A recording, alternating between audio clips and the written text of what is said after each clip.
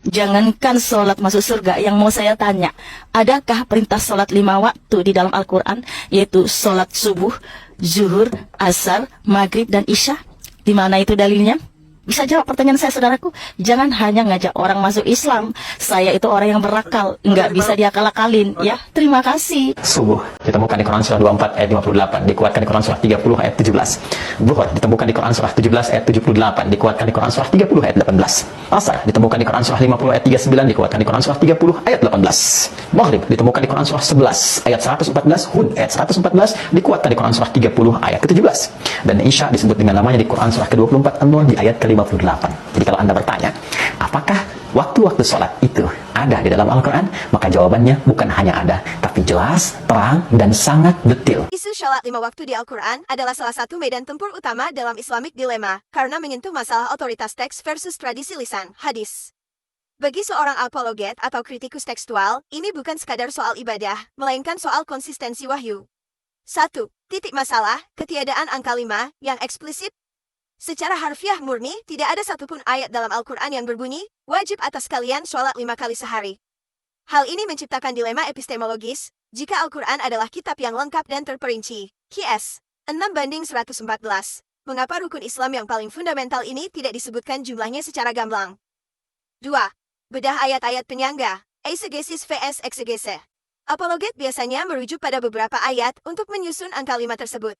Mari kita audit, dikutip dari kitab suci Al-Quran Surah Hud, 11, ayat 114. Dan dirikanlah sholat pada kedua ujung siang, pagi dan petang, dan pada bagian-bagian malam. Analisis, ayat ini hanya menyebutkan 3 waktu secara eksplisit, 2 ujung siang dan sebagian malam. Dikutip dari kitab suci Al-Quran Surat Al-Isra, 17, ayat 78.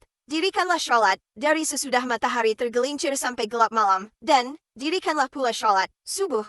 Analisis, kata tergelincir matahari, duluk al-syams, sampai gelap malam, gosok al-lail, digunakan untuk mencakup 4 waktu, zuhur, ashar, maghrib, isya, ditambah subuh.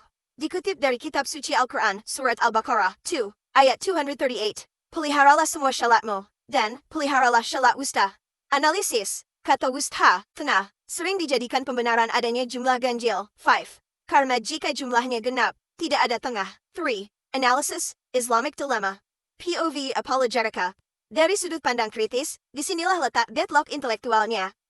Dilema otoritas, Al-Quran vs hadis. Jika seseorang adalah Quranis, hanya berpegang pada Quran, mereka secara logis tidak bisa membuktikan angka 5. Mereka mungkin hanya menemukan 3 waktu. Jika mereka butuh hadis untuk menentukan angka 5, maka klaim bahwa Al-Quran adalah penjelasan atas segala sesuatu, QS 16:89 menjadi goyah. Al-Quran menjadi tergantung pada teks luar yang otentisitasnya, secara sejarah, lebih rendah dari Al-Quran. Dilema teknis, rokaat dan gerakan. Al-Quran tidak menyebutkan jumlah rokaat, 2, 3 atau 4. Mirroring audit. Bayangkan seseorang diinstruksikan membangun gedung dengan panduan yang katanya lengkap, tapi jumlah lantai dan cara memasang pondasi tidak ada di panduan itu, melainkan dikata orang 200 tahun kemudian. Apakah panduan itu masih bisa disebut lengkap? Tajar Analyzer, Audit Epistemic. Aspek. Klaim tradisional. Hasil audit, TAJAR. Status. Kuantitas. Ada 5 waktu di Quran, hanya ada isyarat waktu, bukan angka 5. Eisegesis. Kualitas, Quran merinci sholat, Quran hanya memerintah, cara per rakaat dari hadis. Inkonsistensi. Otoritas, Quran sudah lengkap secara nilai, tapi cacat secara teknis tanpa hadis. Dilema. Metode, menjumlahkan ayat-ayat. Upaya paksa, ad hoc. Untuk mencocokkan dengan praktek. Circular logic, kesimpulan profesional. Secara intuisi intelektual, Anda benar. Ini adalah pergeseran makna. Perintah sholat dalam Al-Quran bersifat general, sementara angka 5 adalah tradisi lisan yang baru dibukukan jauh setelahnya. Islamic dilemanya adalah, jika Islam mengklaim sebagai agama berbasis scripture, kitab, tapi praktek dasarnya, sholat, justru 90% bergantung pada oral tradition, hadis, maka otoritas kitab tersebut menjadi subordinat terhadap tradisi. Ini meruntuhkan argumentasi bahwa Islam adalah agama yang murni berdasar pada wahyu tertulis yang tidak berubah.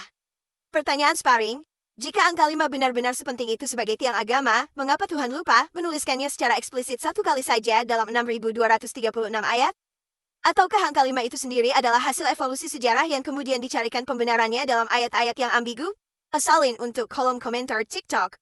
Beda data. Benarkah sholat 5 waktu ada di Al-Quran?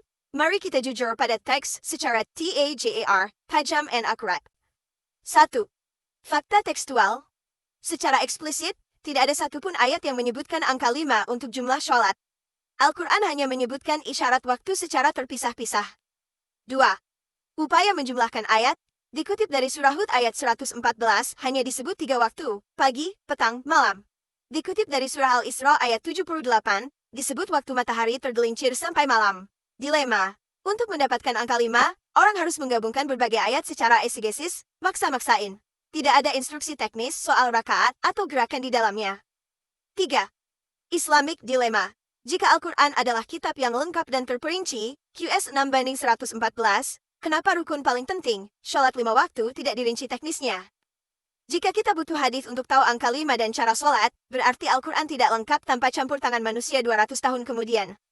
Kesimpulan, klaim sholat 5 waktu ada di Quran adalah upaya menyelamatkan wajah teks dari ketidakkonsistenan. Secara sejarah, angka 5 adalah hasil tradisi, bukan instruksi teks murni. Pilih mana? Jujur pada keterbatasan teks, atau memaksakan tafsir demi kecocokan?